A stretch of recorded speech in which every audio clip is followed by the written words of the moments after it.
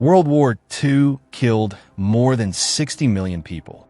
Entire cities were erased from the map. Families vanished. Nations collapsed. It is remembered as the deadliest conflict in human history. But history has another layer, one rarely spoken about. While soldiers froze in trenches, while civilians starved under relentless bombings, while the world burned, factories ran day and night, contracts were signed, machines never slept, and fortunes were quietly built. This is not a story about heroes or villains. It is a story about systems. This is the story of the war that made billionaires rich. This is World War II. From the shadows. War is not just fought. IT is funded. War is often explained through ideology, through speeches, through leaders and flags. But wars do not run on words. They run on money. World War II was not just a military conflict. It was the largest industrial operation ever attempted. To fight this war, governments needed weapons, vehicles, fuel, steel, food, chemicals, and medicine.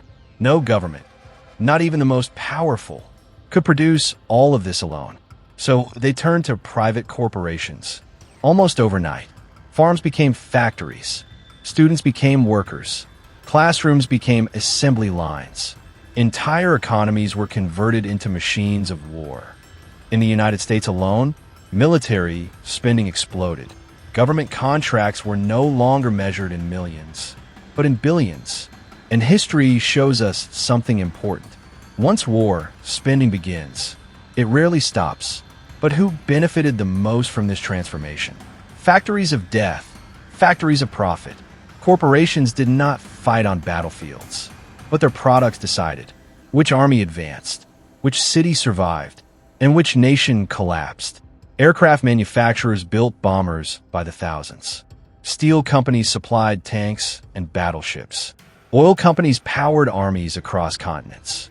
For many businesses, peace had limits. But war had no ceiling.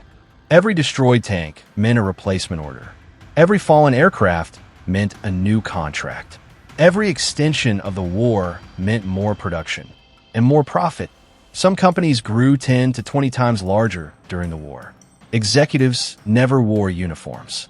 They never faced bullets. Yet when the war ended, they controlled industrial empires. And this raises an uncomfortable question: how war creates billionaires. World War II did not just change borders. It reshaped wealth. Those who already owned factories, oil fields, shipping lines, and banks were perfectly positioned. They did not need to start the war. They only needed to supply it. Government contracts guaranteed payment. Risk was minimized. Demand was endless. By the end of the war, industrialists became political power brokers. Corporations gained long-term influence, and wealth concentrated in fewer hands. Some fortunes built during World War II still exist today. War did not create billionaires overnight. It created systems that made wealth permanent. And those systems did not disappear in 1945. War ends, power remains. When the fighting stopped, people expected normal life to return. It didn't. Factories did not shut down. They retooled. Weapons companies became defense giants. Military logistics became global corporations. Temporary war alliances became permanent institutions. A new idea was born. The business of war is always open. The battlefield changed, but the contracts did not. And this is where the modern world truly begins. The companies that still profit today. World War II ended nearly 80 years ago. Yet many companies that expanded during that war are still among the most powerful corporations on Earth. They did not fight wars. They supplied systems. Boeing, from war bombers to civilian sky dominance. Before World War II, Boeing was not a global giant. During the war, it built B-17 and B-29 bombers. It learned mass production at an unprecedented scale. Its factories ran with full government funding. There was no advertising, no competition, and almost no risk. War turned Boeing into a manufacturing powerhouse. After 1945, Boeing did not lose its factories or engineers. Instead, it asked a simple question: what if war technology could move civilians? jet engines, navigation systems, and aerodynamics, all born in war, entered civilian aviation. Today, millions fly on aircraft descended from World War II technology. Boeing earns from both commercial travel and long-term defense contracts. Your plane ticket exists because war accelerated aviation. Exxon, war turned oil into power. World War II was a fuel war. Tanks, planes, ships, and factories all ran on oil. Companies linked to the Standard Oil legacy refined massive fuel supplies, built pipelines and refineries, and became strategically essential to governments. After the war, military fuel systems became civilian energy systems. Oil companies gained geopolitical power. Today, cars, planes, shipping, and plastics still depend on oil. Military demand keeps it relevant. You don't escape oil. You live inside its system. General Motors, the arsenal of democracy. During World War II, General Motors stopped making cars. Instead, it produced tanks, aircraft engines, and military vehicles. War taught GM mass production, automation, and supply chain dominance. After the war, soldiers returned home. Suburbs expanded. Cars became essential. GM was ready because war had trained it.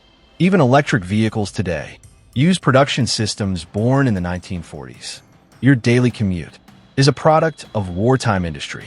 Lockheed Martin, when war never really ends. World War II proved one idea permanently. Peace is temporary. Defense demand is permanent. After the war, the Cold War began. Military budgets never returned to zero. Defense companies became permanent institutions. Today, long-term contracts fund surveillance systems, satellites, and aerospace technology. Your taxes still support a system designed during wartime. DuPont. War chemistry enters daily life.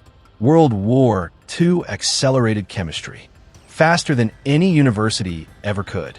DuPont produced explosives, synthetic materials, and wartime chemicals. After the war, those laboratories entered civilian life.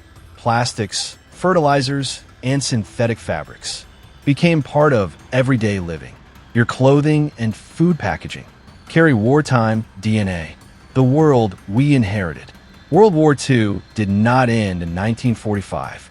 It reorganized the world around scale, speed, and profit.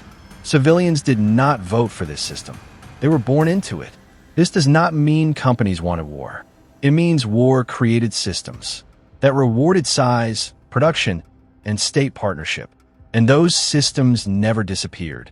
The war ended, but the machine did not. History is not just about what happened. It's about who benefited and who still does. If you want more history beyond textbooks, subscribe to GeoHistory Newsfeed, because the past is not dead. It is still doing business today. Comment below. Which video do you want next? Share this video with your family and friends. It will help them understand how today's world was shaped by history. Subscribe for the next video, because if you don't, you might miss it. History isn't just the past. It's still affecting your life today.